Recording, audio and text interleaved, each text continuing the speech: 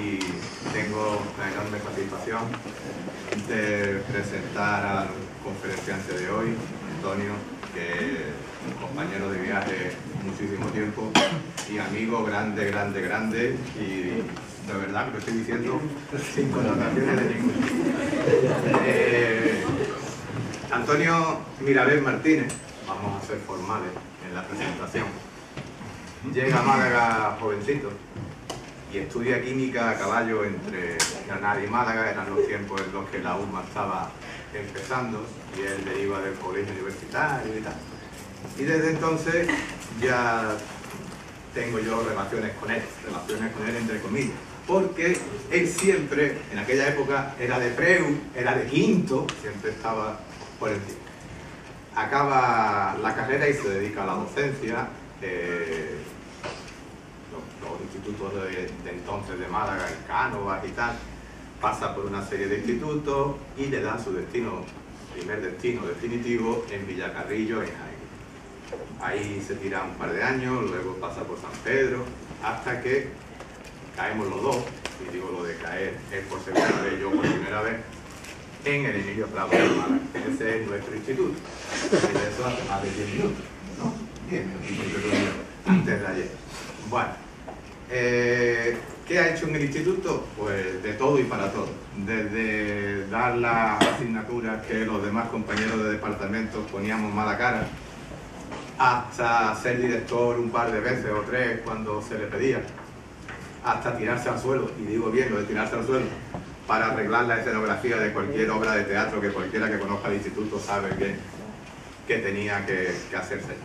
En cuanto a sus clases, pues siempre ha sido un profe de física que ha preferido una experiencia, que ha innovado, ha metido tal. Aparte de decirle a cualquiera, a ver, fierecillo, vete aquí, azótate 2 minutos, tranquilízate. Eso también era innovar, ¿eh? Eso también era innovar.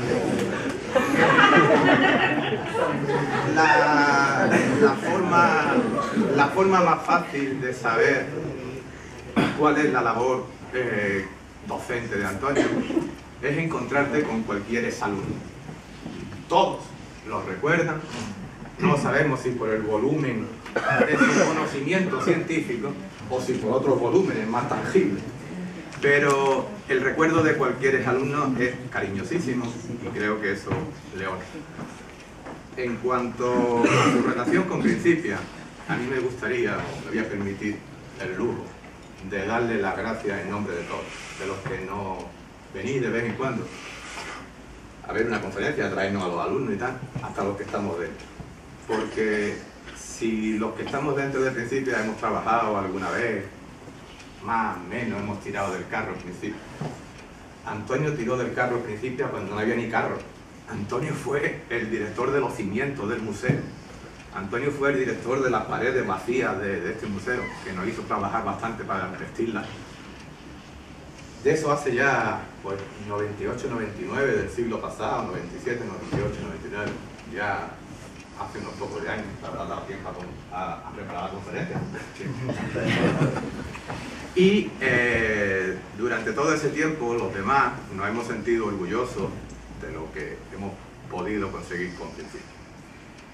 Él es un responsable de los inicios, y ya para callarme, que ya está bastante bien, os voy a decir una cosilla nada más, ahí ya me va a traicionar.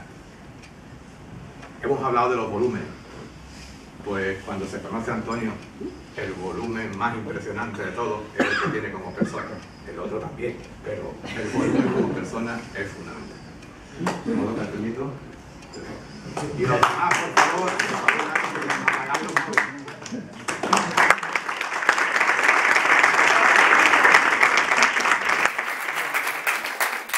Bueno, en fin, me ha puesto en un compromiso, entre otras cosas, porque ha señalado un defecto físico, es decir, yo soy de tórax bajo, no es que sea voluminoso. Entonces es un defecto genético, pero bueno, ¿qué le vamos a hacer? Ya arreglaremos cuentas él y yo de estas palabras después. Y bueno, lo que quiero pediros disculpas por si os aburrís un poco. Y sobre todo vosotros jóvenes, porque vais a soportar un rollo macabeo hoy no va a haber experiencias para los críos, experiencias que les gustan a ellos, hoy va a ser rollo teórico. Entonces, pueden irse cuando quieran, todo el mundo, pueden tranquilamente desfilar y ya está. Bueno, yo me empeñé en hablar de ciencias del mundo contemporáneo, de esta nueva asignatura, pues por una sencilla razón. Teóricamente nosotros en la escuela formamos, y formamos también en ciencia, pero esta asignatura tiene una particularidad, y es que nos ayuda a no formar en ciencias, que también, sino a divulgar la ciencia. Entonces, aquí estamos en un centro, por supuesto, formativo, pero básicamente divulgatorio, y valga la expresión que no es muy correcta, de la ciencia. Entonces me parecía interesante aunar escuela, museo, escuela, a través de su labor divulgativa, y que esta asignatura precisamente podría servir para ello. Entonces, bueno, vamos a comenzar el rollo de clase. Además, la cara que vais a poner los alumnos, bueno, el rollo que está soltando el tiparraco este. Pero bueno, paciencia, no os preocupéis.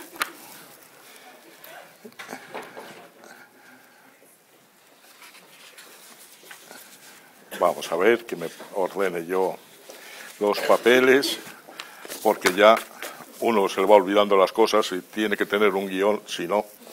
Y fijaros, esperemos que no falle el ordenador, que es muy propio. Ya falla uno, vamos a ver si no falla el otro.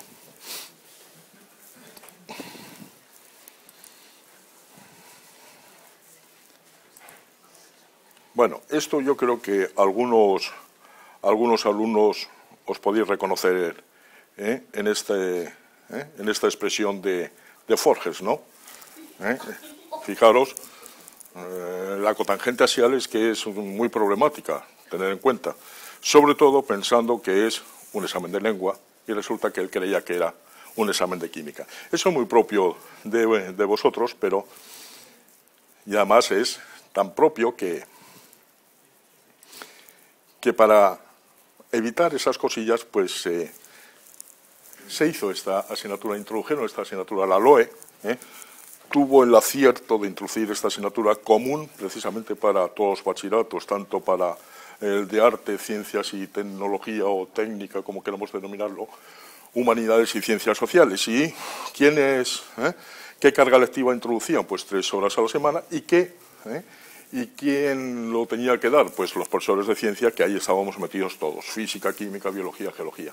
Si tenéis demasiada luz y no veis bien, ¿bajamos luces?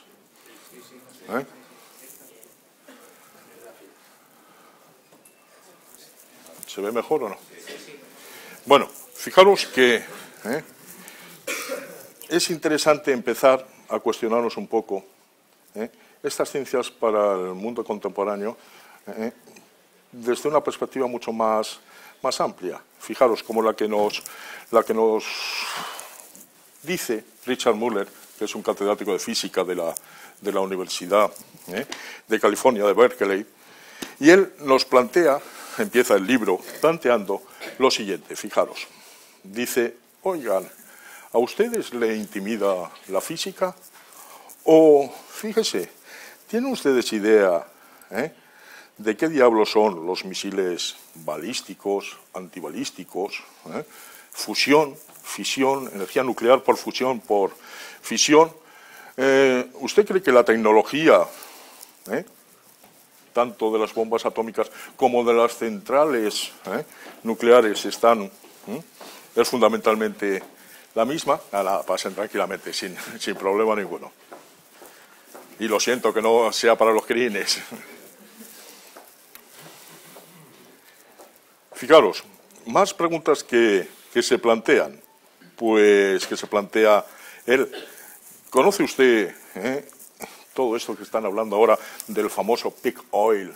Que estoy estudiando inglés, o sea, notar la pronunciación. Estoy en la escuela de idiomas y la verdad tengo una pronunciación que no, ni yo mismo me aguanto. Vamos a ver si Fijaros, pues el famoso peak oil, de que a partir ya iba a empezar la curva descendente del petróleo. Aquí tenemos, por ejemplo, British Petroleum, los ritmos de agotamiento de la energía, pues hasta el 2050 pues ya podemos ir olvidándonos un poquito del petróleo. Hay más, evidentemente, los costes económicos de yacimientos que ahora mismo están apartados ya los pondrán en funcionamiento, pero fijaros, el gas natural para el 2050, el uranio para el 2100 y el carbón sería el que más se podría emplear. Esto da un poco de miedo, no solamente porque se agoten los combustibles fósiles, sino porque de los combustibles fósiles nos queda todavía demasiado carbón y esto va a estar muy ligado a crisis económicas continuamente y cambios climáticos. O sea que se va a estar utilizando el carbón, sea del bueno o sea del malo, y digo del bueno o del malo teniendo en cuenta pues la cantidad de otras sustancias que puede tener, como el nuestro, que es malo porque tiene gran cantidad de azufre y entonces no solamente desprende dióxido de carbono, sino otros vapores sulfurosos y entonces pues bueno, tenemos problemas añadidos. Pero siguiendo la línea de nuestro cátedro de Berkeley, pues resulta que dice, oye, ¿y el calentamiento global? Y eso que hay algunos científicos de prestigio que dicen que sí, otros que dicen que no. ¿Qué diablos pasa? Y fijaros qué diablos pasa, que nos podemos asustar. Es que este está fallando, pero bueno, le echamos paciencia. Fijaros que resulta que hay empresas que ya están, como el Global Adaptation Institute, toma ya, están ya recomendando inversiones para paliar las catástrofes que se pueden presentar en el cambio climático. Es decir, no se están preocupando por evitar el cambio climático, sino que están viendo ya el negocio de solucionar los desastres del cambio climático. Aquí hay un individuo que ustedes lo conocen. No digo nombres, es expresidente. Fijaros, seguimos, expresidente de la nación nuestra. Seguimos con las preguntas y dice al final, oye, vamos a ver, tanta perplejidad le está suponiendo la física y la tecnología avanzada, le abruma, le acongoja, le aturde, le desconcierta todos estos conocimientos. Pues dice, bueno, pues usted, lector, no está capacitado para ser dirigente mundial, líder mundial. Claro, nosotros pensamos, ojalá que estuvieran versados los líderes mundiales en esto y en otras cosas más, pero en fin. Pero en este pensamiento de, si no están versados los líderes mundiales, los que tienen que dirigir las naciones y dirigirnos, por lo tanto, a nosotros, no están versados en estos temas, ¿qué pasa con los ciudadanos? Fijaros, los ciudadanos, si nos acercamos a personas que tradicionalmente se consideran cultas, esto no lo toméis al pie de la letra, pues ¿qué es lo que se nos puede plantear? Se nos puede plantear, o le podemos plantear a esos ciudadanos que dicen cultos, decir, oye, que esto es lo que hace, por ejemplo, pues Perinazzi y nuestro amigo Aureli Camaño lo hacen en un artículo que escribieron de Ciencias del Mundo Contemporáneo, pues una materia para la participación ciudadana. Pues escribieron una serie de preguntas, decir, bueno, a nivel de ciudadano, pues ¿tenemos idea de lo que significa clonación terapéutica? ¿Tenemos idea de saber qué diablos puede significar una pandemia? Si realmente la gripe aviar puede producir una pandemia o no en su momento. Conocemos algo sobre el virus H1N1, que es un virus que ya apareció en la gripe española. en el 17, la gripe que se denominó española, pues, sencillamente porque todos los países la mayoría de los países eran beligerantes en la Primera Guerra Mundial, nosotros éramos teóricamente neutrales y detectamos esos casos, esa pandemia de gripe, y se puso en conocimiento, entonces le pusieron el apellido de gripe española. Bueno, el famoso AH1N1, que es la que aparece también en la gripe aviar. Bueno, pues el ciudadano de a pie, nosotros, los normalitos, ¿tenemos idea de esto o no? O, por ejemplo, sabemos discernir un poco si nos están tomando el pelo o no con la publicidad. Fijaros que aquí he puesto, pues he puesto un producto extranjero, o sea que esto sucede en todos los países, donde pone un complejo de ingredientes científicamente probados. Aquí hay una cosa que es interesante, que el Reino Unido por fin ha prohibido a Danone que diga en sus anuncios publicitarios que sus efectos están científicamente probados. Como no lo han hecho, pues les han prohibido. Y esto es no me he resistido a ponerlo. Vamos a ver, aquí, Doramat. Doramat resulta que era una pasta dentífrica radioactiva. Que, fijaros, que este anuncio apareció en La Vanguardia española, en el año el 3 de agosto de 1934, y aparecía el siguiente anuncio. Dice, toda su vida, toda su vida, dice, empezó en la niñez usando diariamente la crema dental radioactiva Doramat. Hoy, a pesar de los años transcurridos, su sonrisa tiene el encanto de su primera juventud. Por nada ni por nadie dejará de usar Doramat. Limpia, blanquea y conserva los dientes. Remueve y elimina la película. Impide el sarro y las caries. Corrige el mal aliento y neutraliza los ácidos. Bueno, el tubo grande, ojo, valía 2,25 pesetas. Estamos hablando año 34. Y el tubo pequeño una peseta. Este estaba hecho por la empresa Auer de Berlín. Que el señor Auer fue un científico muy interesante. Él descubrió, era Karl Auer von Bergsbach, el alemán no lo domino mucho, austríaco, y fijaros, pues, él descubrió 4 elementos, el neodimio, el praseodimio, el iterbio, el lutecio, y, ojo, y la camisa que se pone incandescente cuando encendemos un camping gas, pues lo inventó él, y el filamento de las bombillas incandescentes, lo inventó él, y un invento que hay que tenerlo muy en cuenta. El ferrocerium, como lo denomina él, sencillamente el material, esa aleación que tienen los mecheros, la ruedecita de los mecheros, que haríamos los fumadores sin el ferrocerium que inventó Auer. Bueno, pues la empresa de Auer, no él, pero sí la empresa, lanzaba esta pasta dentrífica que tenía torio. Blanqueaba mucho y blanqueaba más cosas también. Era interesante. Fijaros, bueno, pues, ¿qué ocurre? Si la respuesta a todas estas preguntas que nos hacen pues son negativas, y atendiendo un poco a nuestro diccionario de la Real Academia, fijaros, ¿qué entendemos por cultura? Un conjunto de conocimientos que permite a alguien desarrollar su juicio crítico. Entonces nos planteamos, ¿serían estas personas las que salieron en la foto antes, por curiosidad, o cualquiera de nosotros, seríamos cultas?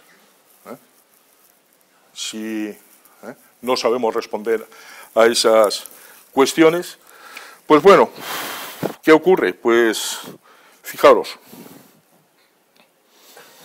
¿qué es lo que pasa? Pues que tendremos que reflexionar sobre ello, sobre la cultura, teniendo en cuenta que son cuestiones que aparecen frecuentemente en los medios de comunicación que están relacionados con problemas que muchas veces tenemos nosotros que dar un juicio crítico de ellos y, por supuesto, que tomar decisiones, como ciudadanos pertenecientes a una sociedad democrática. Fijaros, si continuamos, vemos aquí ejemplos de el continuo aparecer de problemas relacionados con la ciencia y la tecnología y la sociedad. Aquí tenemos, pues, ni más ni menos que, vamos a ver si domino del jueves 27 de noviembre del 2008, que por ejemplo estas noticias las utilicé yo como planteamiento de la asignatura ese curso, y le pregunté a mis alumnos, oye, pues, ¿qué sabéis de todas las noticias que aparecen aquí? ¿Qué sabéis? Y fijaros, las noticias que aparecía era: la Unión Europea refuerza el presupuesto para la ciencia espacial. Fijaros, la radiación diaria de los móviles no es peligrosa. ¿Cuánta literatura se ha escrito al respecto? Fijaros, algo muy interesante también: nace una niña tras la congelación sucesiva del óvulo y del embrión. Bueno, pues eran noticias que comenté con los chavales, que los chavales pues no tenían ni idea al respecto de la temática que estaban tratando. Pero no hay que irse a ese año. Por ejemplo, nos vamos a este año, por donde empezaba este año, que es el 15 de septiembre de 2011. Pues bueno, nos encontramos con el silo nuclear francés explotó tras el fallo en uno de sus hornos. Nos encontramos con que la Organización Mundial de la Salud alerta de los casos de tuberculosis resistente en la zona europea. Nos aparece de pronto un cromosoma sintético de levadura que abre la puerta pues hacia el genoma artificial. Bueno, fijaros que todo esto que son ejemplos que salen en la prensa diaria y que aquí estamos poniendo algunos, pero que todos los días están apareciendo cuestiones relacionadas con la ciencia y la tecnología. Fijaros otro ejemplo, este es maravilloso, el gran lío atómico del gobierno. Esto empezó ya, a ver dónde tengo los papeles, esto empezó ya el año pasado. El año pasado, fijaros, esto es, con esto empecé el año pasado. Daros cuenta, vamos a ver si domino este ratón, sí, el 18 de septiembre del 2010. Y fijaros, era muy interesante. Nos vamos aquí y dice: el momento había llegado después de casi 6 años en busca de un emplazamiento para el almacén nuclear. El Ministerio de Industria decidió que ayer era el día que, a pesar de todos los problemas políticos y manifestaciones en contra, ya tenía una decisión. Y esa decisión era precisamente Zarra, en Valencia, 11 kilómetros de la nuclear de Cofrentes. Bueno, fijaros, ahí ¿qué ocurría? Pues, ¿por qué escogieron esa...? Bueno, se saltaron, había unas comisiones interministeriales que se las saltó el ministro de Industria, el famoso Sebastián, que no es tal, es otro Sebastián. Este es el Sebastián bueno, aquel era el Sebastián menos bueno. Bueno, pues este famoso Sebastián pues se saltó las comisiones interministeriales y cogió, menos mal que por lo menos hizo caso, a un comité asesor técnico que, fijaros, en el comité asesor técnico, que estaba compuesto por diversos profesores de universidad, expertos en la materia, pues bueno, habían escogido Zarra, Ascó y Villar de Cañas, y eran los que mejor puntuación tenían sin darle puntuación. Bueno, fijaros, ¿qué es lo que sucedió? Pues bueno, sucedió de todo. Sucedió que intentó llamar el titular de Industria a Camps, al presidente Camps, de entonces de la Comunidad Valenciana, y este no le hacía ni puñetero caso. Que el Cotino dio por hecho que ese almacén temporal de residuos nucleares, que por supuesto que no tenía que ir a Zarra. Cotino fue director general de la policía con gobiernos de Aznar. Pero ojo, es que los del PSOE, los mismos socialistas valencianos, no querían que se pusiera allí y buscaron a De la Vega, a la vicepresidenta, para frenarlo. Entonces, fijaros, energía nuclear, pues evidentemente, en su utilización pacífica, pues bueno, pues tiene una gran implicación en la sociedad y en que los ciudadanos debemos de tener opinión al respecto y además conocer todo el entramado que hay alrededor de intereses de todo punto de vista, económicos, políticos, etcétera.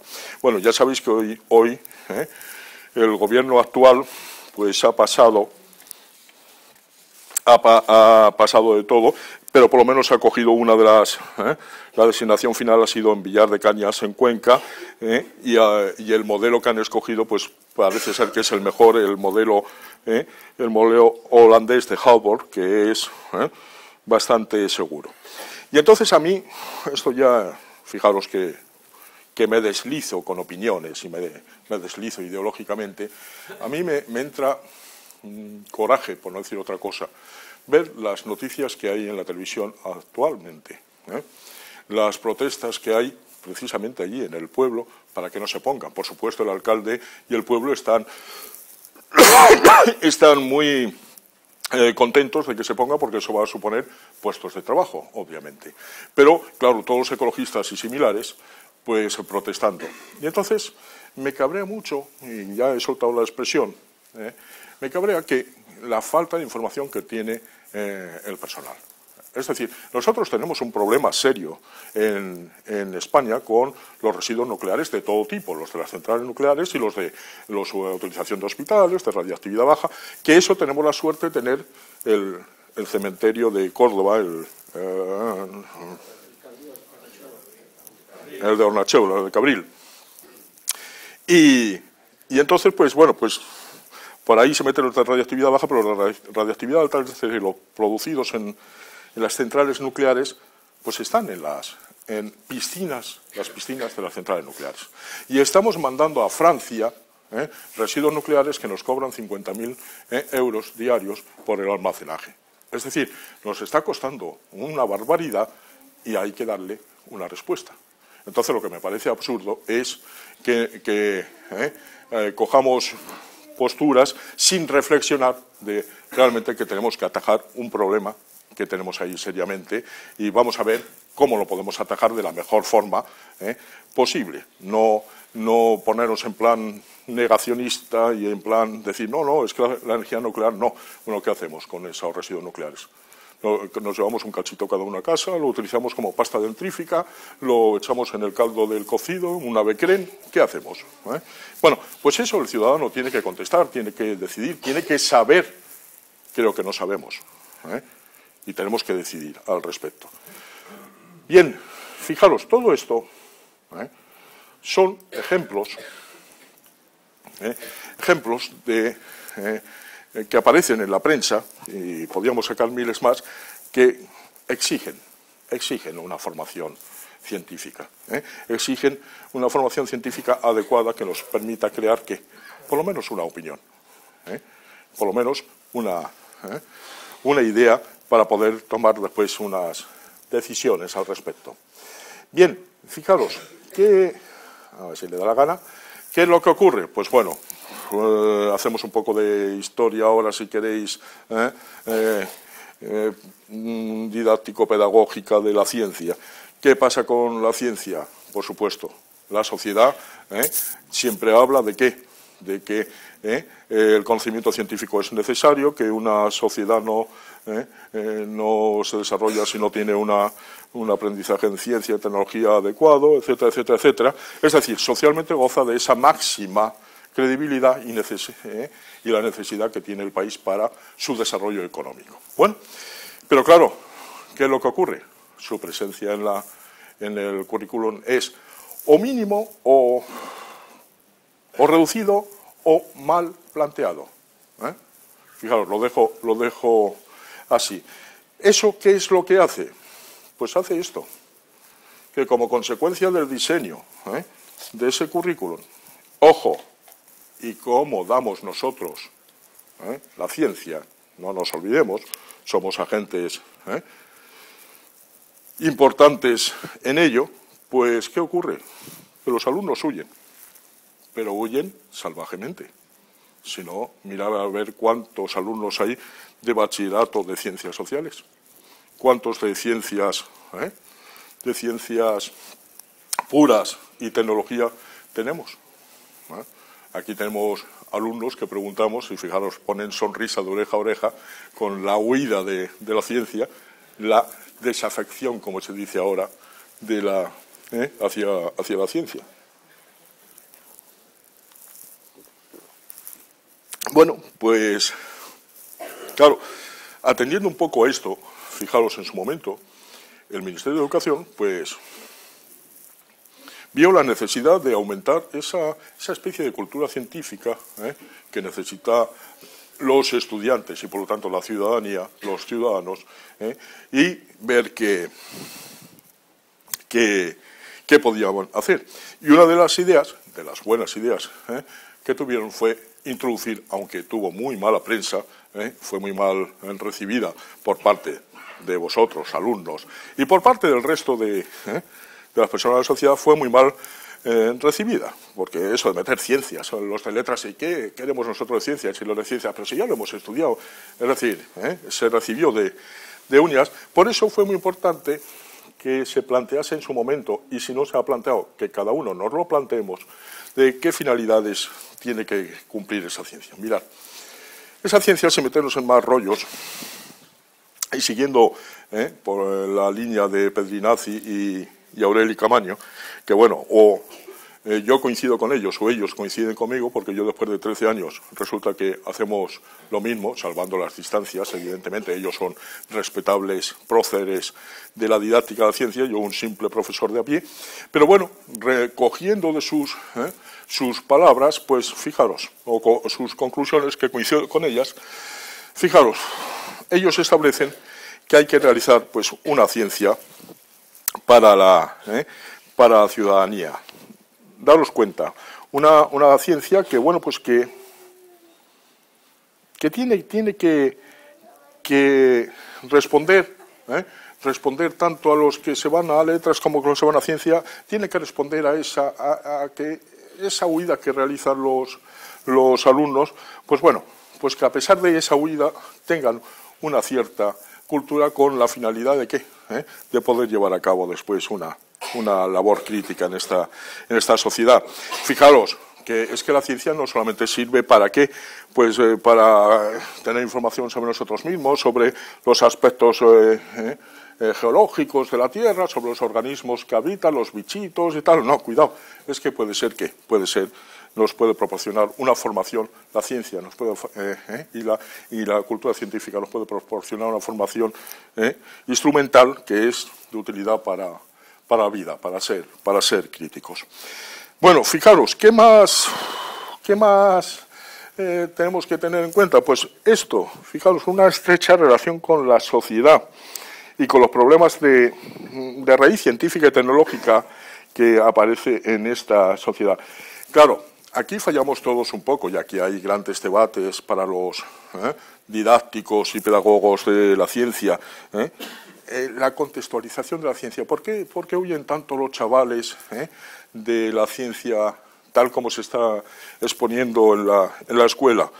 Pues a lo mejor porque es que nos olvidamos un poco de esa relación de la ciencia con la sociedad, nos olvidamos de el concepto, la perspectiva de la ciencia, tecnología, sociedad, que nuestros amigos ingleses también saben hacer. Y entonces, a lo mejor es que en la física, biología, química, ciencia de la naturaleza que nosotros explicamos, a lo mejor es que no la sabemos contextualizar, y al estar descontextualizada, pues es un bodrio, es una pesadez para los chavales. Entonces, precisamente esta asignatura de ciencias del mundo contemporáneo viene ¿a qué? A contextualizar la ciencia. Es lo importante de esta asignatura, es que centra la ciencia en la sociedad y nos habla de las relaciones de esa sociedad en la ciencia y de esa producción científico-tecnológica, esa creación, la influencia que tiene en la sociedad. Olvidándonos ya de rollos teóricos, ya estoy acabando, no os preocupéis, después veremos vidrios, como dicen mis alumnos, pues fijaros, aquí tenemos una dodecadología de lo que puede ser ciencias del mundo contemporáneo y lo que debe de ser. Esto, pues, en función un poco recogiendo lo que dicen estos amigos Pedrinazzi y Aureli Camaño. Fijaros, una, reconocer que el conocimiento científico debe formar parte de la formación común. Otra, romper con la lógica de las disciplinas tradicionales.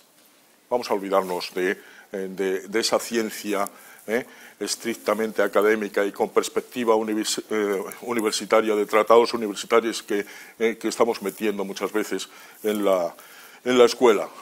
Pensar en problemas sociales de base científica. La ciencia que sea cultural y humanística. Ayudar a superar el rechazo, evidentemente, que sienten los estudiantes hacia la ciencia. Ciertos, no, muchos estudiantes hacia la ciencia. Mostrar la autoridad que para ellos y sus vidas futuras puede tener. Y no solamente futura, su vida presente. Que muestre cómo suele haber un nivel de acercamiento a las cuestiones científicas asequibles para los no especialistas. O sea que no tenemos que ser especialistas de nada, como muchas veces se transmite esa idea en la sociedad de que la ciencia es una cosa de especialistas, es conceptos abstrusos y teóricos que los no especialistas no podemos llegar. Pues mire usted, sí podemos llegar con cierto nivel. Fijaros, que debe estar centrado en el tratamiento de grandes problemas de interés científico y social, que bueno, se repite un poco con lo anterior, pero insisto, fijaros, que esos problemas que nosotros estudiemos entren en detalles, que no entren en detalles científicos que sean complejos, que eso sí puede resultar disuasorio, puede resultar un latazo para los estudiantes. Que debe pues, favorecer la búsqueda de información, el planteamiento de cuestiones bioéticas, que es muy importante. El boom que tienen ahora mismo las ciencias biológicas y médicas es algo impresionante, como veremos algunos ejemplos. Debe realizarse con libertad y a un ritmo adecuado, sin las premuras que exigen esos programas enciclopédicos y cuasi universitarios, bien en un curso normal o bien mirando hacia la selectividad, ese agobio que nos entra, hay que cumplir el programa, a tomar viento el programa, y permitirme esas expresiones coloquiales porque es que son muy claras y los estudiantes me entienden. Y fijaros, lo interesante es que habría que seleccionar, pues bueno, 8 o 9 problemas, ojo, que tengan estas tres premisas: interés social y científico, que inviten a adoptar decisiones como ciudadanos y que ofrezcan, lógicamente, suficiente diversidad, tanto conceptualmente como procedimentalmente. Esto sería, más o menos, lo que deberíamos hacer en Ciencias del Mundo Contemporáneo, para mi modo de ver las cosas.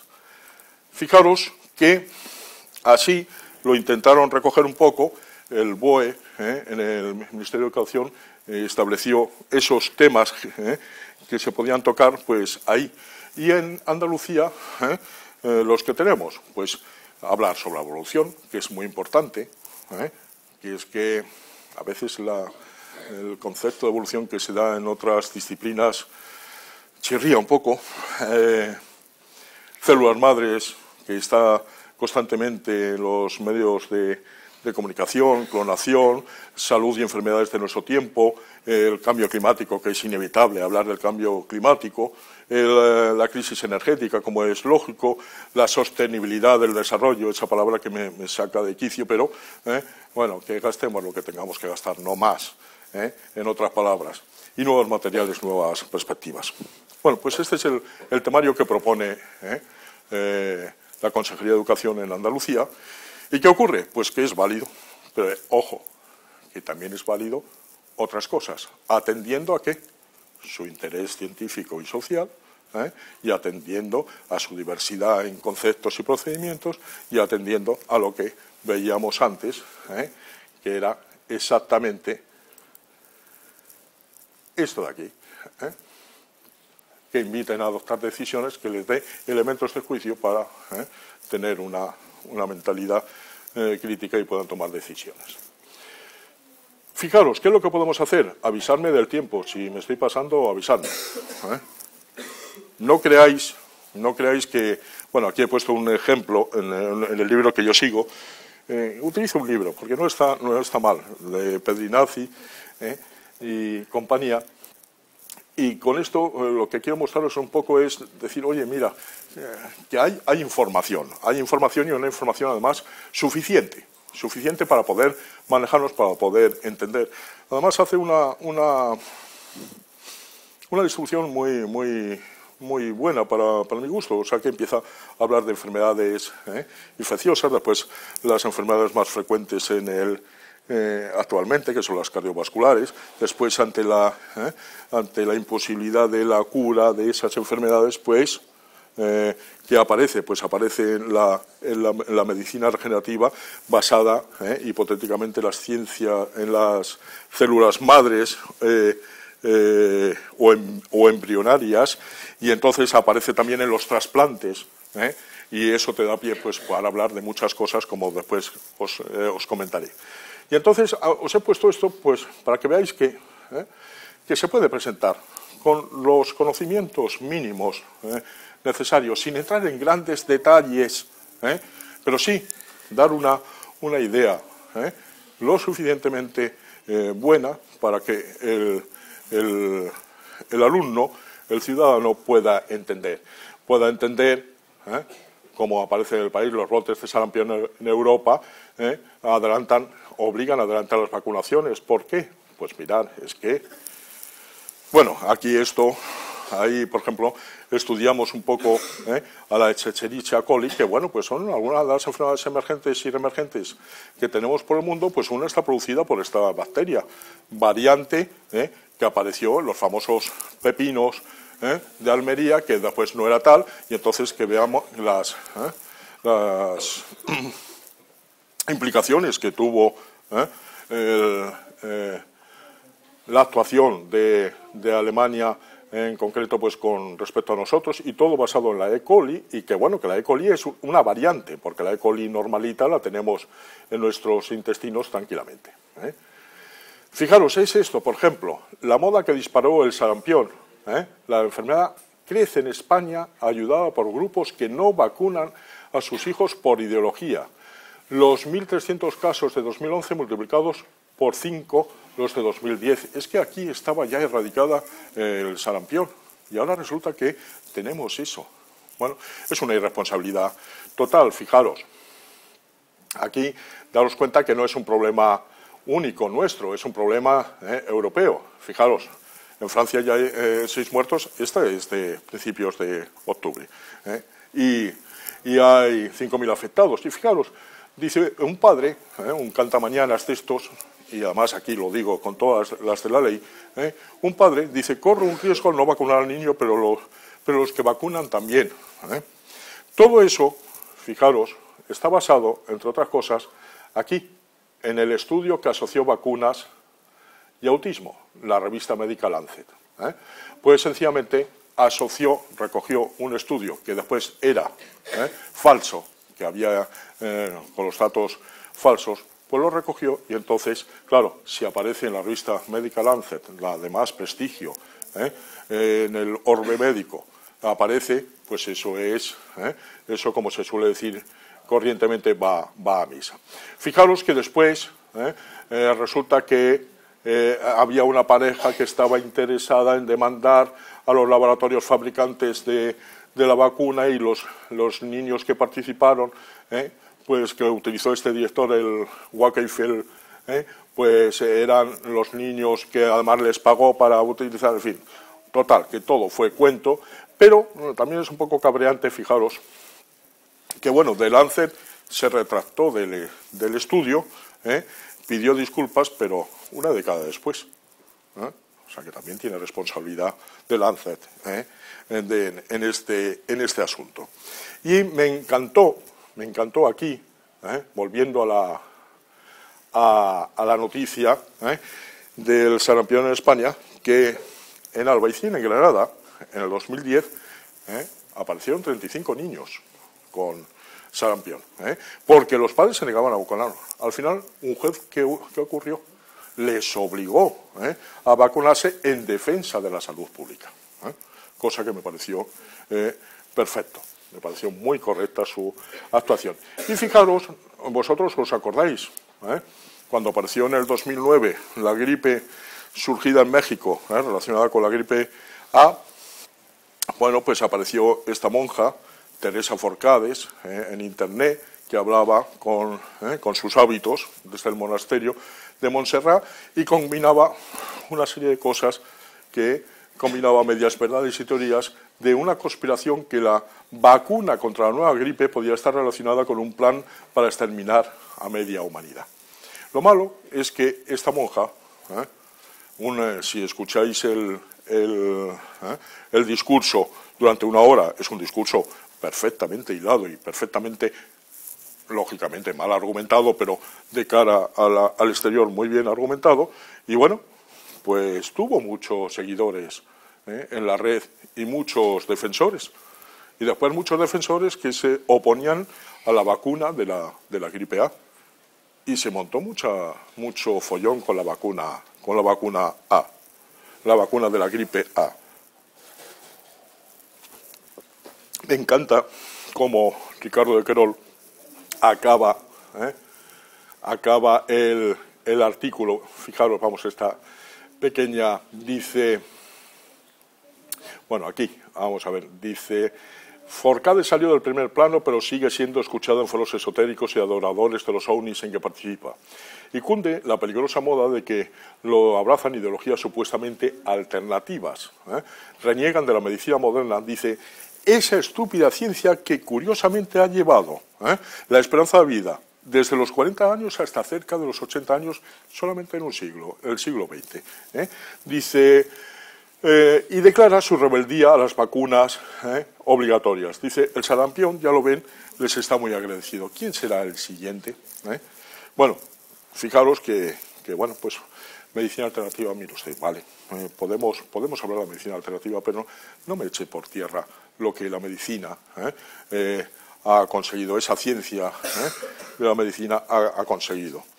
Bueno, aquí, fijaros, ¿qué más cosas podemos encontrar? Aquí, más cosas preciosas. Pero antes de eso, os pongo un vídeo, un cachito, 5 minutos. Fijaros, ya que habéis venido a sufrir aquí, pues os lo pongo. ¿Que dónde lo tengo? Aquí. ¿Y cuál es? Pues este.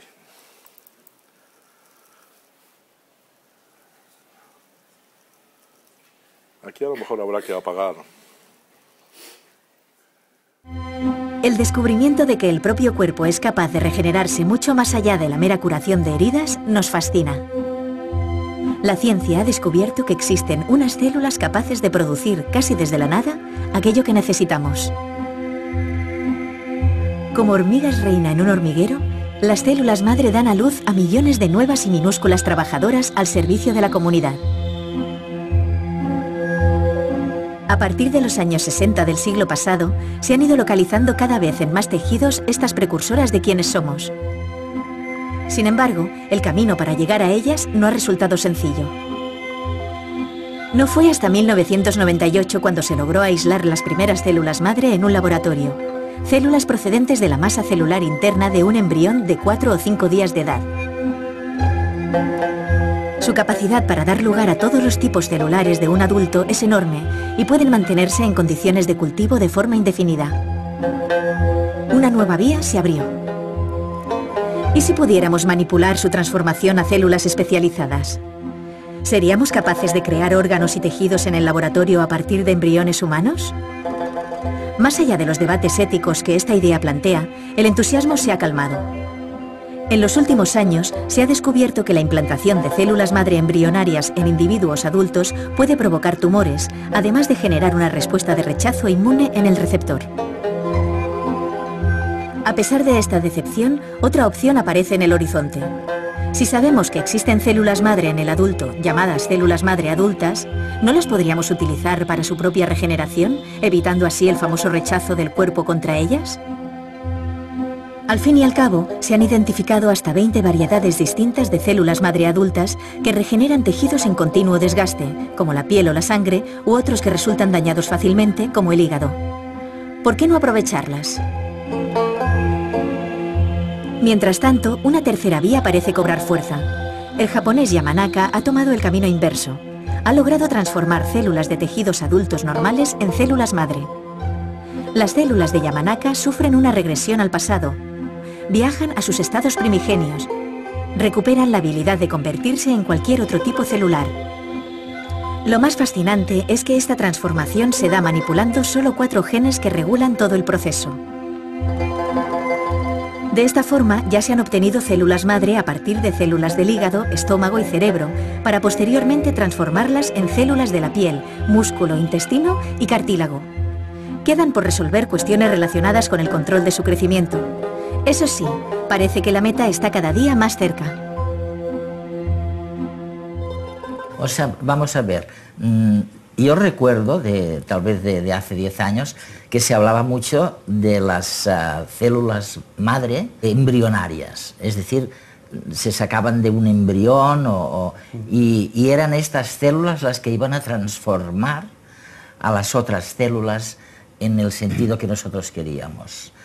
Y resulta que descubristeis muy rápidamente que casi no podíais hacer nada con estas células madre embrionarias, es decir, que antes de que ellas se dispararan para hacer un músculo o para hacer una neurona o lo que sea, producían anormalidades. ¿Es así? Mira, Eduard, yo creo que la cosa empieza con el concepto, con la idea de que en el embrión, en cada una de las células del embrión, estaba escrito el libro de la vida. Ahí estaban toda la información necesaria para construir cualquier órgano.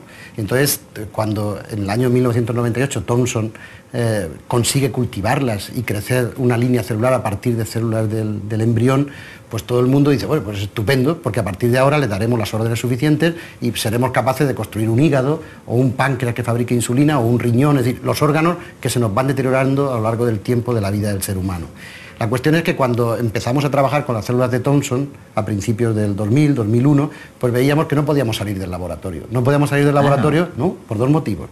El primero es porque sistemáticamente formaban tumores en nuestros animales de experimentación. Crecían demasiado. No tenían inhibición por contacto. Inhibición, dices. Inhibición por contacto. Eso. Es decir, el organismo de los seres vivos tiene la forma que tiene porque las células se autorregulan. Una y otra pues saben hasta dónde han de llegar. La comunidad andante de células esas sabe... van tomando decisiones sobre hasta dónde deben y se comunican y se van comunicando. ¿Y qué ocurre con las células tumorales o qué ocurría con las células embrionarias? Que pierden esta inhibición por contacto, se desregulan y no obedecen las órdenes del entorno. Entonces se hacen como muy egoístas y crecen solas.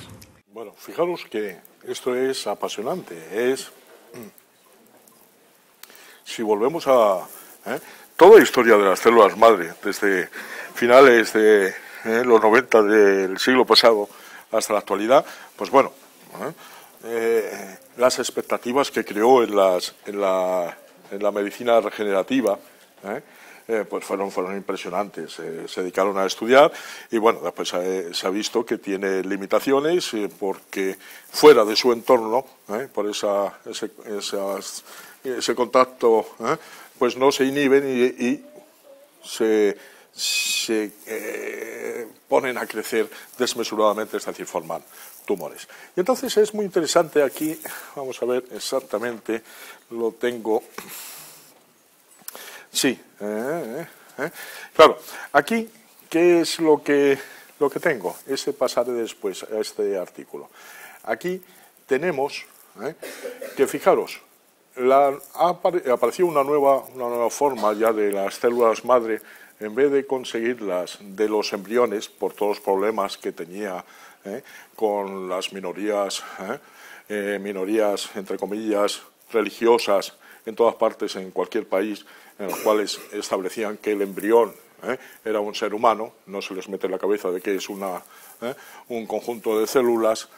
Hasta los 15 días podemos tranquilamente hablar en esos términos. Bueno, pues apareció las células iPS, es decir, las inducidas pluripotenciales, las células madre adultas, de las que tenemos ya con el cuerpo adulto. Y entonces, ¿qué sucedió? Pues fijaros, era apasionante, porque ya todo el mundo, eso lo hizo el japonés Yakana, pues ya todo el mundo decía, bueno, aquí se evita las células madre, los tumores que se forman al sacarlos de su entorno natural, nos quitamos los debates ideológicos con esos sectores ultraconservadores. ¿Y qué es lo que ocurre? Pues bueno, pues que podemos coger una célula madre somática, una célula del cuerpo adulto, y retrotraerla en el momento en que era una célula pluripotencial. Bueno, ¿qué pasó? Pues aquí lo tenemos. Aquí aparece la epigenética. Resulta que, bueno, pues se modifican, fijaros, durante el desarrollo embrionario, ¿qué ocurre? Esas células que hemos cogido recuerdan, tienen todavía cierta memoria porque pues ha habido una metilación, esto sin meternos en grandes profundidades, porque además yo tampoco estoy muy versado en el asunto, pero sí lo interesante es ver cómo esas moléculas desde el exterior de los genes metilan a los genes y le hacen inhibirse a esos genes o manifestarse de otras maneras. Es decir, que la célula pluripotencial no es una célula obtenida, no es una célula virgen, sino que tiene cierta memoria y eso puede tener problemas para una medicina regenerativa posterior. Es muy interesante el comentario que hace Ipizua, uno de nuestros cerebros que, bueno, que se ha recuperado parcialmente, dirige en Barcelona, fijaros, aquí lo tenéis, está en el Instituto Salk de California, y aquí en Barcelona, no recuerdo, no lo pone, sí, el Centro de Medicina Regenerativa de Barcelona, y habla de una cosa muy interesante, dice, oye, es que no hay que asustarse que ahora eso, que hayamos descubierto esas pegas, sino es que la tecnología que estamos utilizando es una tecnología Roma, es una tecnología que todavía no es perfecta, que hay que perfeccionarla, y entonces conforme perfeccionemos esta tecnología para generar y mantener esas células, pues resulta que nos encontraremos con más problemas. Y es interesante también para los chavales que vean, aquí está Yamanaka, el creador el investigador que puso, que descubrió el mecanismo para las IPS, dice, cuidado, que esto es una cosa muy normal en la ciencia, que todo se basa también en procesos de prueba y error, de experimentación. Es decir, que estamos viendo que la mecánica del funcionamiento de la ciencia pues no es aquí, no es infalible, y que tiene un proceso, y que en ese proceso tiene sus picos y sus valles. Bueno, pues esto, por ejemplo, con estos. Y si nos vamos a células, a los embriones congelados que tenemos por la fecundación in vitro, pues apasionante. Resulta que, fijaros, ahora, ¿qué tenemos? Pues tenemos en España un montón de embriones, que están a punto de ¿qué? Están a punto de caducar. Y bueno, ¿qué es lo que ocurre? Pues que hay la ley que se ha creado, pues nos habla de que si la pareja se desentiende de esos embriones, pues el comité ético que hay creado en todos los centros puede determinar, pero no se atreven el comité ético porque le pueden exigir los padres que por qué lo han hecho, a pesar de que no hayan respondido a las llamadas de esa clínica y de ese comité ético para que se haga cargo de esos embriones o de utilizarlos o destruirlos, porque pasando 5 años en nitrógeno líquido pues ya se deterioran. Entonces, o que se hagan cargo de ellos, o que muchas parejas, es muy curioso, como afirma aquí la fuente, dice, muchas parejas nos dicen, no, decide tú por mí. Pero claro, no es el problema ya decidir por los padres, es que se puede meter por medio, pues por ejemplo, la jerarquía de la Iglesia Católica, y puede denunciar a esa clínica por haber destruido embriones congelados, que embriones son seres vivos, personas, no seres vivos, que son seres vivos como cualquier célula, sino personas ya en ciernes. Entonces, fijaros, bueno, también se puede hablar de los problemas en Estados Unidos, en fin, es algo, en todos los países esos problemas los tenemos. Y entonces, bueno, aquí estos 2 artículos, y ya con esto acabo esta parte teórica y después ya vemos otros vídeos, otros cachitos. Esto, pues es graciosísimo. Fijaros lo que se les ocurrió. Estamos hablando de... Estamos hablando del lunes 25 de julio de 2011, o sea, antes de ayer. Pues estamos hablando del Instituto de Estudios Económicos, el think tank de la COE, que publicó el informe de Educación y Formación Profesional, cuyo contenido, dice, se esperaba fuera una aportación sustantiva a un tema crucial para nuestro país. Lo firmaban el doctor Pérez Díaz, catedrático de Sociología, y el también sociólogo Juan Carlos Rodríguez, y concluían ambos, que están muy versados sobre el tema, que la herencia genética tiene una influencia sustantiva en el rendimiento escolar, tanto que reduce a la mitad la acción del ambiente o nivel educativo o socioeconómico. El problema es que este salto conceptual, dice, carece de ningún punto de apoyo y hace allí.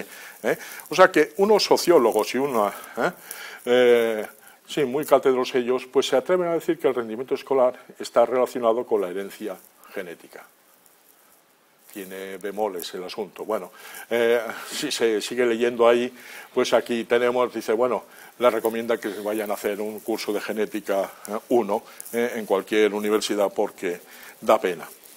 Igual que da pena, por ejemplo, fijaros, estamos hablando de los últimos premios Nobel, el premio Nobel de Medicina, que se lo dio a Edwards, efectivamente, Edwards, pues sencillamente, ¿por qué? Pues por la fecundación in vitro.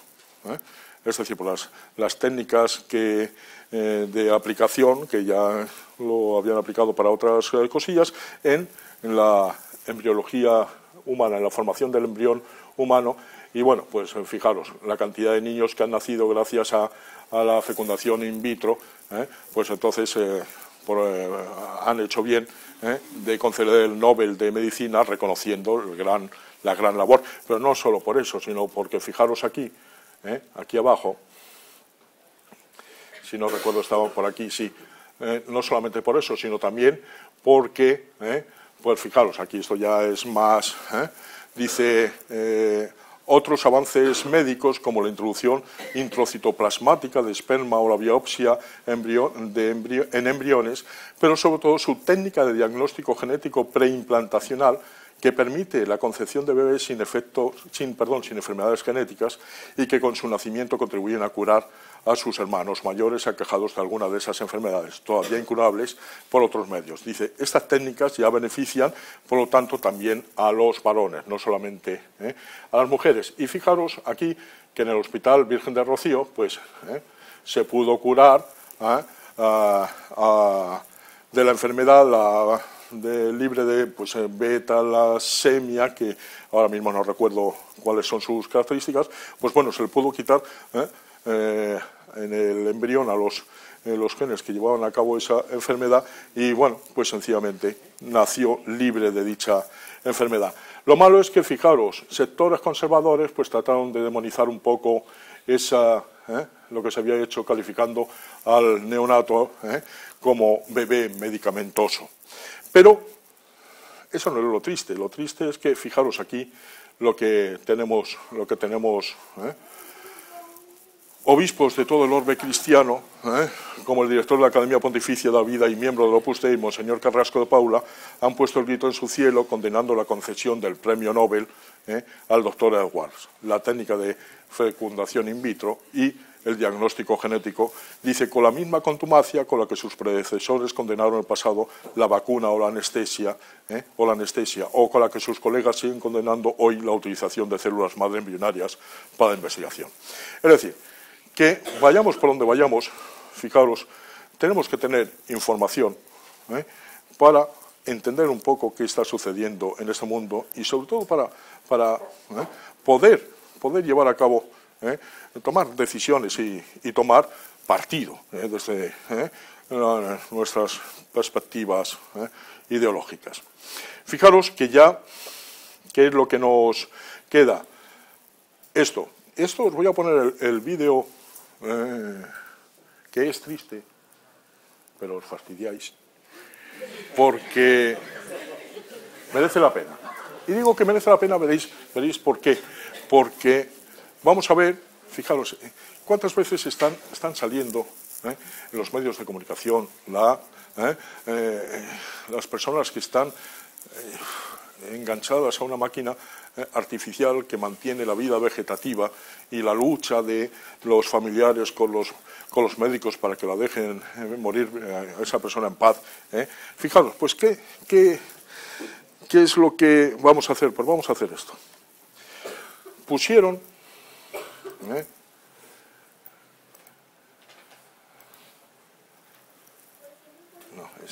no, vamos a ver.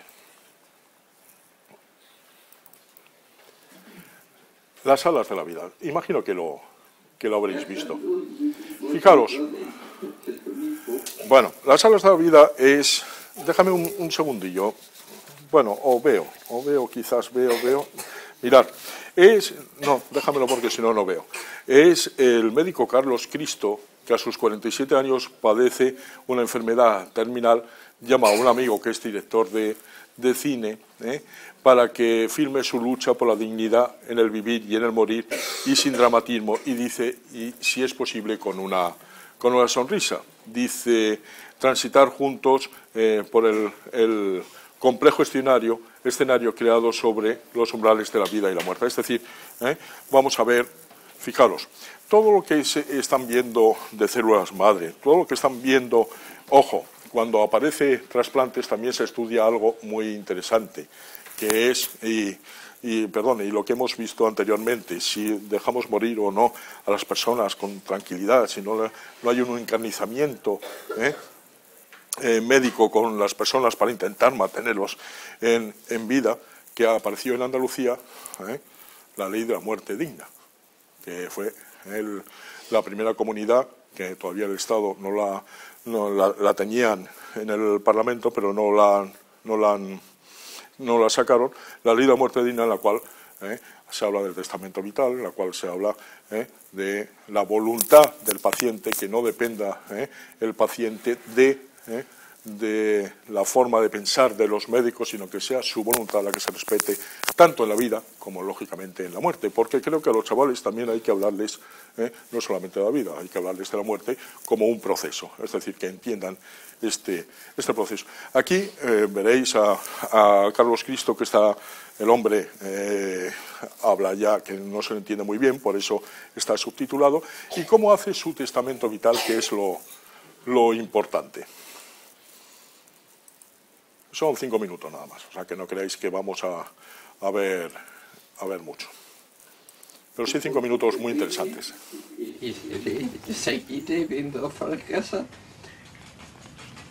El tacito se da solo, pero es una soledad que se es rodeada por las referencias que uno tiene mejor.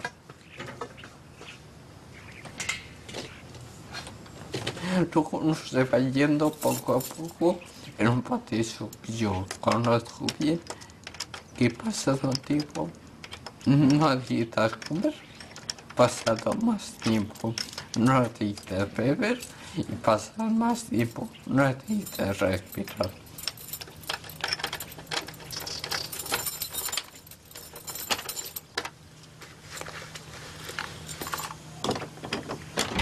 La mayor parte de la gente se va tranquilamente sin hacer ruido y sin necesitar nada que nosotros le podamos dar por necesidad, ni siquiera le respirar.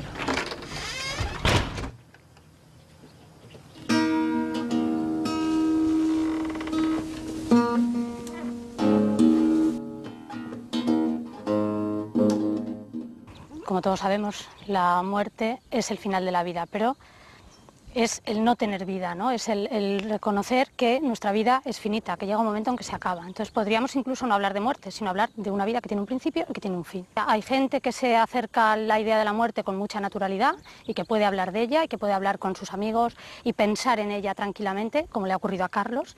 Y hay gente que no.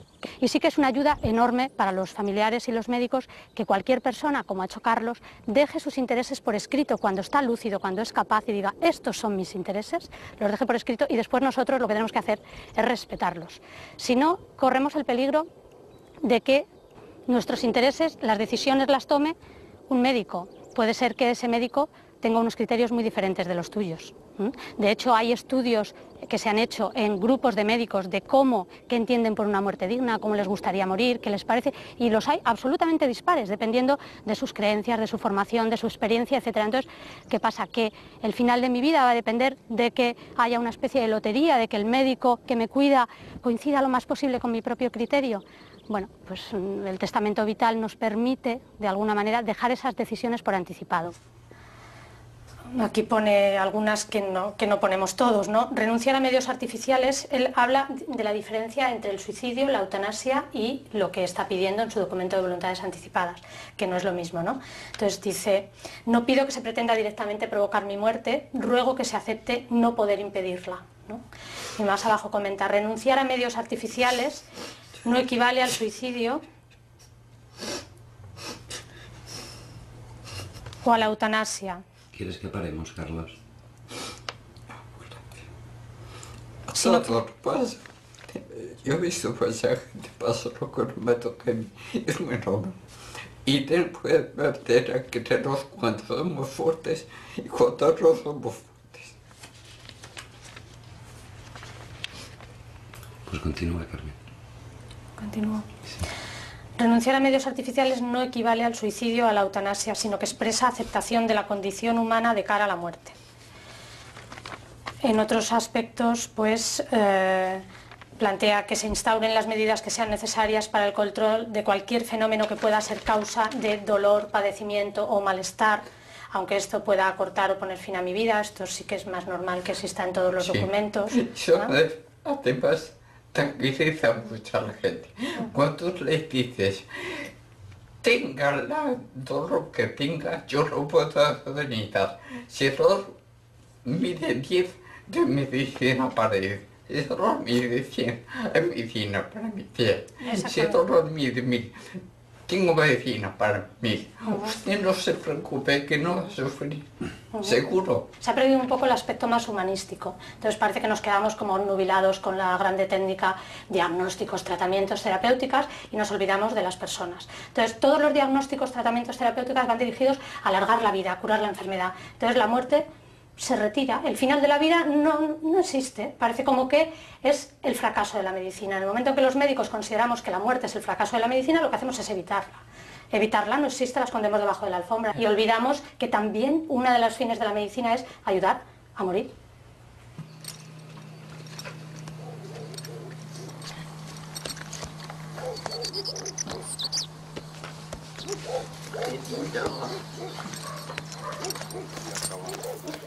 Fijaros, la verdad, es duro, pero es emotivo. Se llama el documental Alas de la Vida. Se puede bajar desde la web del Ministerio de Sanidad, se puede bajar la película porque le dio mucha propaganda en su momento y le dio... y además, incluso, lo que pasa es que creo que no lo han hecho, o si lo han hecho no lo hemos recibido. Mandaron películas a todos los centros escolares porque la verdad es muy interesante el valor que ha tenido este hombre para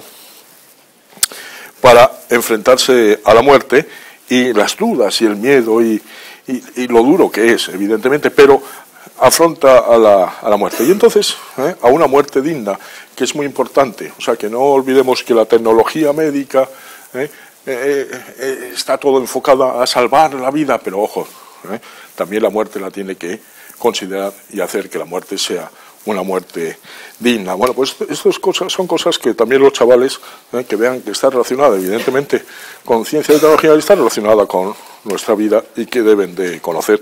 Hay otro, si os acordáis, seguro que conocéis todos El cuerpo humano, la serie de la BBC, que hace un desarrollo de la historia de la vida y acaba con el último capítulo, la muerte, y es un holandés, si no recuerdo mal, que tiene un cáncer y que él dice, mira, dejadme en paz, vamos a morir dignamente y vamos a morir tranquilamente. Bueno, muy interesante y y además que nos sirve a todos para reflexionar. Fijaros, ¿qué más cosas podemos ver? No cosas tristes, Vamos a ver otro. Si os aburrís, decídmelo y acabamos, y avisadme de la hora. Fijaros,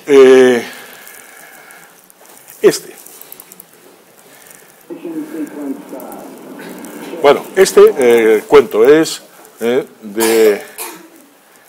de Euskal Televisa.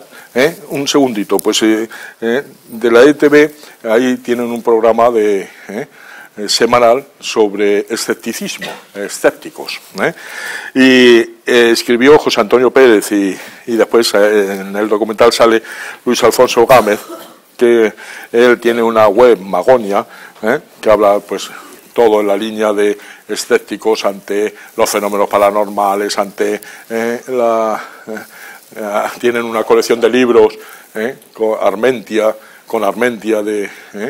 el director del Planetario de Pamplona, de Vaya Timo, pues Vaya Timo la Sábana Santa, que por cierto va a venir aquí, Vaya Timo la parapsicología, Vaya Timo, en fin, toda una serie desmitificando, que es muy interesante hacerlo.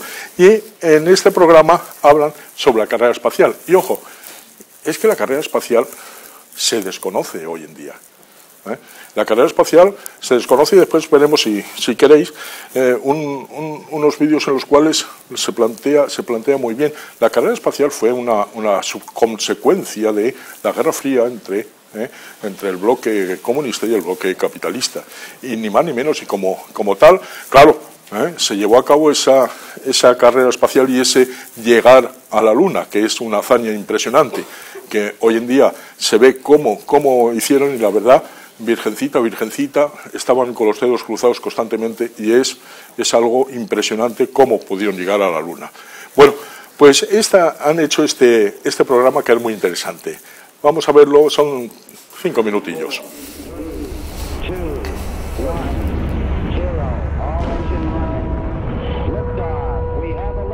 El 16 de julio de 1969, los astronautas Neil Armstrong, Buzz Aldrin y Michael Collins despegaron de Cabo Kennedy, en Florida, a bordo del Apolo 11. El despegue fue un éxito y la nave se mantuvo orbitando a 215 kilómetros de altura durante 3 horas. Dio la vuelta a la Tierra 2 veces. A la orden de Houston, la nave se puso en marcha hasta alcanzar los 45.000 kilómetros por hora, rumbo a la Luna. Tras 5 días de viaje, el módulo llamado Eagle se desprendió del Apolo 11 y comenzó a aproximarse a la superficie lunar. Pero algo salió mal. El piloto automático falló en la aproximación y Armstrong tuvo que tomar los mandos. Tras unos angustiosos segundos en que la misión estuvo a punto de irse al traste, el Eagle se posó suavemente en el mar de la tranquilidad.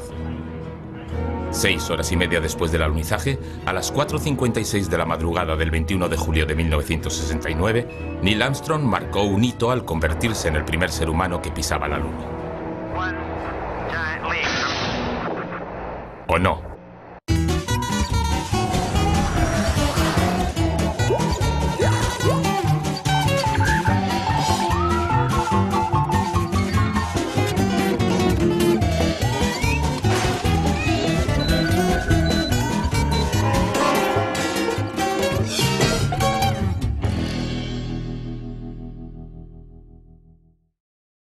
Bueno, fijaros, continuamos por aquí con el segundo. No hace falta.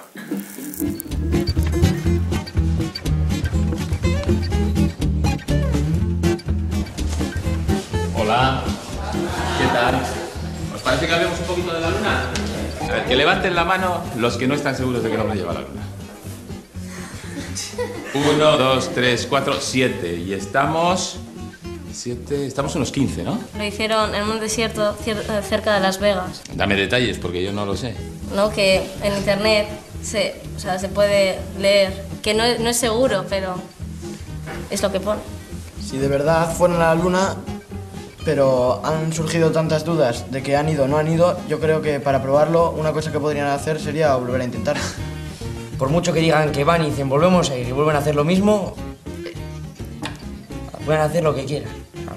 Que si quieren que te lo creas, y si no te lo quieres creer, pues no te lo crees. Pues también he estado mirando en internet y he visto algunas fotos pues, que no salen estrellas y al estar, pues no sé, al no haber así mucha luz y están así en espacio se tendrían que ver las estrellas. ¿Y te crees, os creéis lo que suele poner en Internet? Porque en Internet puede poner eso y lo contrario. Yo me lo suelo creer. Aquí en la Tierra muchas veces cuando no se ve las estrellas es por la atmósfera. Sí. Entonces, si en la Luna no hay atmósfera, por mucha luz que haya, tiene un impedimento menos para que se vea la luz, entonces se tiene que ver. O sea, se tienen que ver las estrellas. Por narices. Sí. Que estoy seguro de que algún día seguro que vuelven a ir a la Luna. Entonces, si dices vuelven es que ya hemos ido, ya han ido a la Luna. Ah, o que vamos a ir.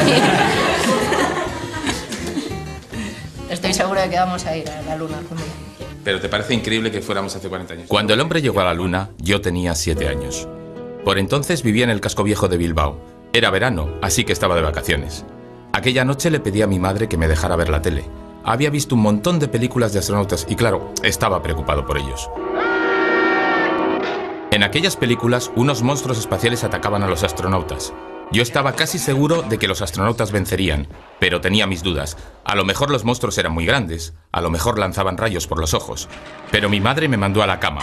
Eso sí, me prometió que si salía un monstruo, me despertaría. No me despertó.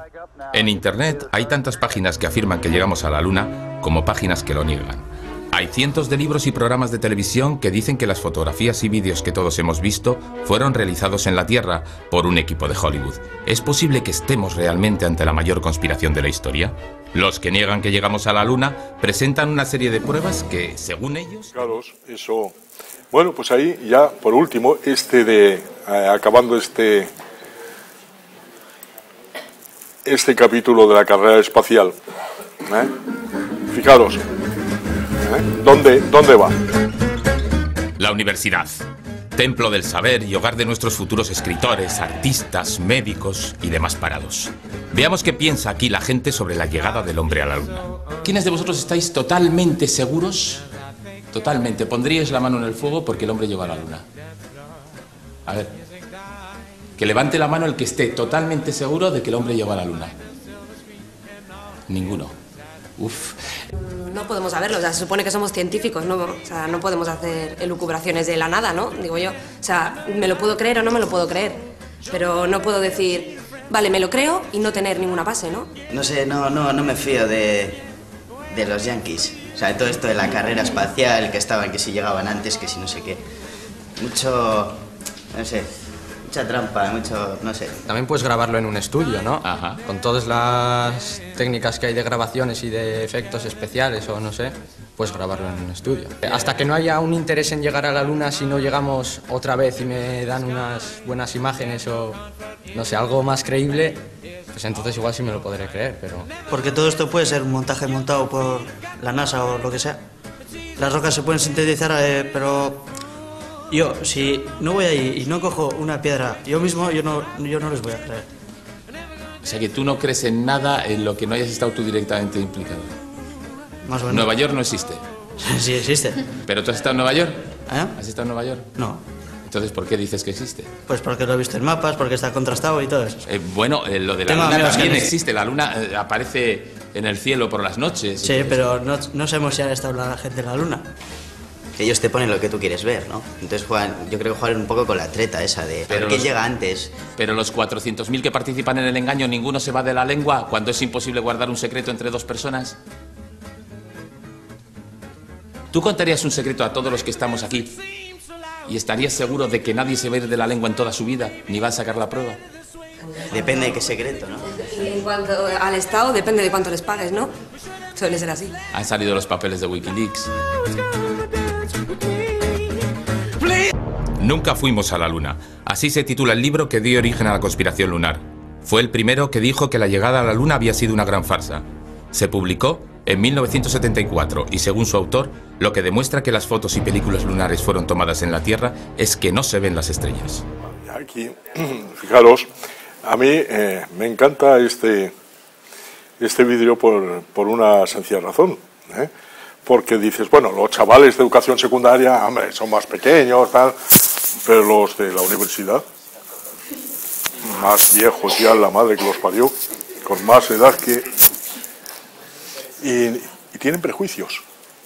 Pero aquí se da una cosa muy curiosa, un capítulo que yo introduzco en en esta asignatura es precisamente la carrera espacial, por su importancia desde todos los ámbitos, desde todas las perspectivas. Y entonces, después de haber machacado a los chavales, les pregunto, ¿que el hombre llegó a la Luna? Y hay muchos que dicen que no, a pesar de toda la información que les he dado, tal. Y además, esto, fijaros, sacamos aquí una enseñanza muy curiosa. O sea, los chavales ponen en cuestión ya nuestra autoridad académica. Es decir, antaño lo decía el profesor, iba a misa.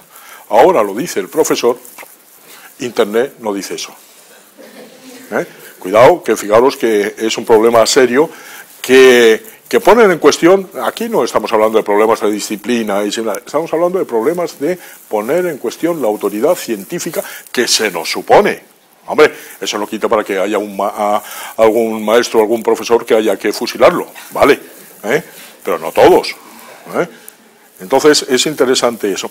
Y ya, bueno, si queréis ver más cosas tal, o si no acabamos, mirar qué hora se acaba ya. Te voy a dar a ti. No, ya. Fijaros, ya solamente acabar con esto, podríamos ver más cosas interesantes. Fijaros, y es algo que tenemos hoy en día. No solamente tenemos que luchar contra la ignorancia, sino, fijaros bien, es el conocimiento de muchas cosas que no son ciertas. Y fijaros, esto era de un humorista del siglo XIX, norteamericano, George Milling, y fijaros que acertada el problema de la mayoría de la gente no es la ignorancia, sino el conocimiento de muchas cosas que no son ciertas. O sea que ya no solamente tenemos que meter en el saco, sino que tenemos que sacar del saco para poder meter. Y después, me encanta el amigo Bertolt Brecht, como históricamente siempre, la finalidad de la ciencia a lo mejor no es dar la sabiduría perpetua, pero sí evitar la perpetuación del error. Bueno, y con esto ya acabo, ya no digo más.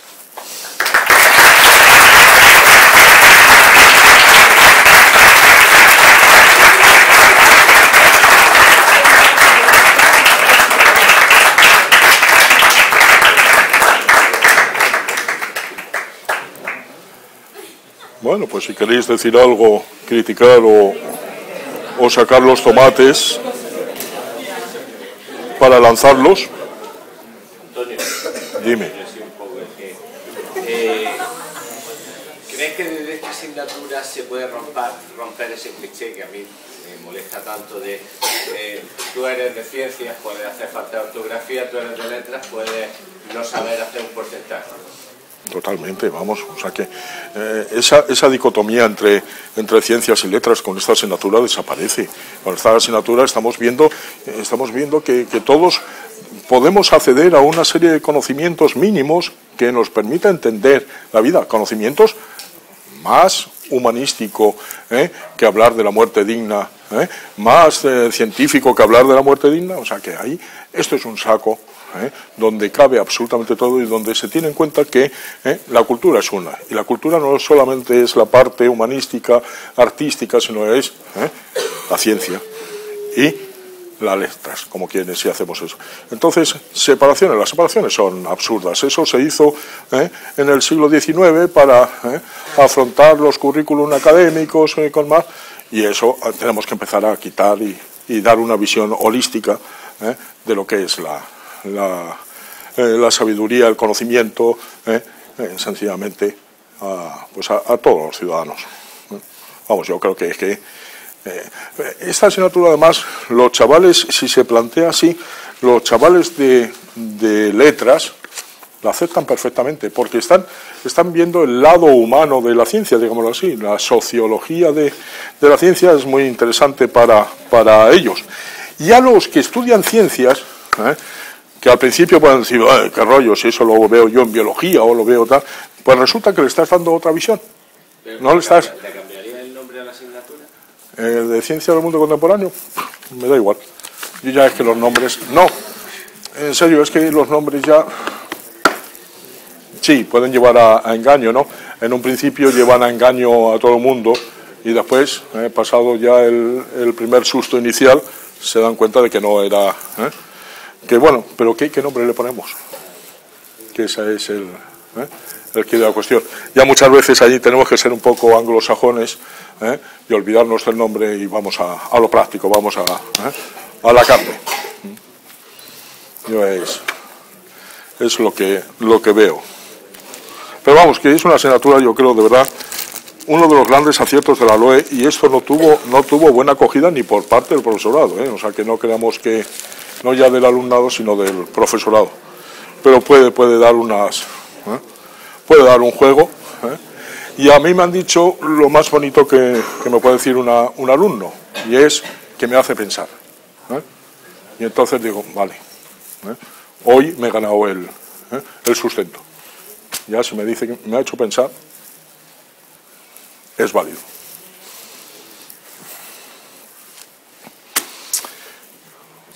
Preguntar, y si no, a una cervecita nos vamos corriendo, venga. Alumnos, venga, vosotros que nos sufrís, preguntarnos, tirarnos tomates y ya, ahora que podéis. Bueno, pues agradeceros, la verdad, agradeceros vuestra atención, porque os he dado un rollo, reconozco que ha sido heavy, pero creo que merece la pena, creo que esta asignatura tienen que ir los tiros por ahí.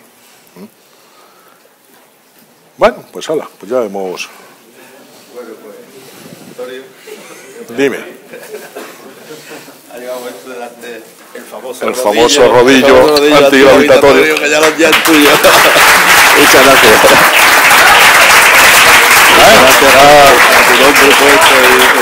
Con el nombre y todo. Qué barbaridad. No, sí. Además me consuela porque es igual que mi tórax, que es antigravitatorio también. Muy bien, pues muchísimas gracias por tu charla y desde luego seguiremos siendo alumnos tuyos todos, nos consideramos todos tus alumnos. Anda ya. Así que gracias y gracias a todos vosotros. Pues gracias a vosotros por aguantarme.